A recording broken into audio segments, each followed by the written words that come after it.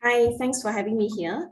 I'm a physiotherapist with St. Luke's Elder Care. We are one of the leading service providers in community care. And right now, at this point in time, we have 24 senior care centers, one nursing home and one active aging hub.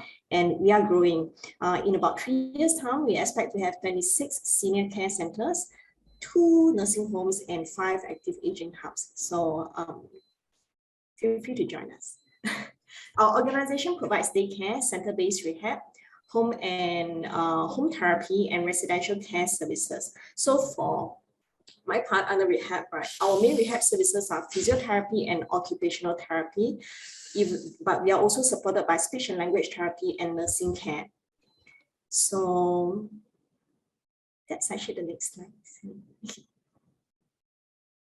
Yeah. And the next slide on the education pathway. Yeah, so just a quick overview of the development of our profession over time. Currently, allied professionals, meaning physiotherapists, occupational therapists, speech language therapists, radiographers, and radiation therapists are licensed professionals under Allied Health Professionals Council, AHPC for short. So AHPC was established in 2011.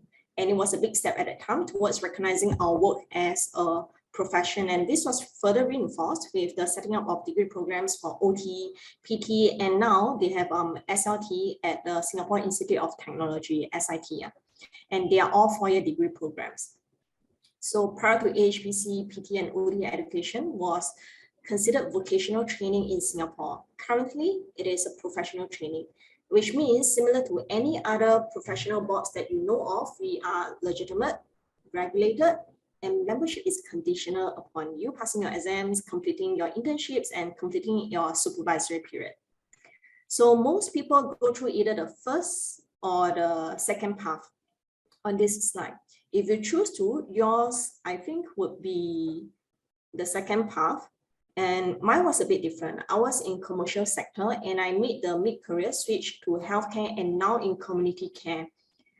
There were a few reasons, but the main reason would be because of my own prior experiences with healthcare, and my experiences was like on the spectrum of many negative and some positive, and at some point it was compelling enough for me to desire to be on the side that makes things better for people within the system. Right, and that is what I've been working on since. So a typical day for me in the next slide would show something like this. I'm located at Bukit Timah Day Rehab Center.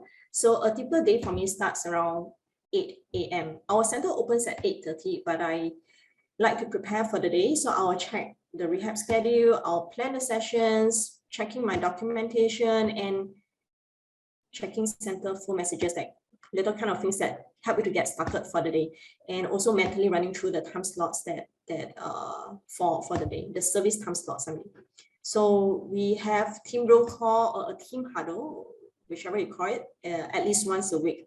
So during roll call or huddle, we have a quick briefing on any elder related matters. For example, how many people we are expecting for the day, what is the health status, mobility status, any special things, precautions that we need to take note of, infection control, who's due for reviews, who's due for transition of services, and who's going to discharge. That kind of thing is very routine for us. So once work starts at 8:30, I'll be on the ground, like in the gym with the elders most of the time for their rehab sessions. And a typical rehab session would comprise of like warm up, then activities that work on their strength, balance, endurance. And yeah, my aim is usually to optimize their functional mobility and allow them to be as independent as possible. So, but then we need to take note that each elder is a different person. So even if they come in with the same or similar condition, right, the way that we plan the activities or the way that the case is managed can be quite different. Each session is about an hour. We have definitely more than one elder within each time slot, and so we plan the time and equipment accordingly. My day will usually end with documentation and some snacking and chit-chatting with my colleagues. And once a fortnight, we have a longer team meeting where we run through client matters in more detail and some clinical, some admin, and also discuss team-related matters such as any challenges, any successes, and we also discuss our manpower so that coordinating our leaves so that we ensure that we have a functional team in operation at any time. So that's all for me. The next step will be you're welcome to connect with us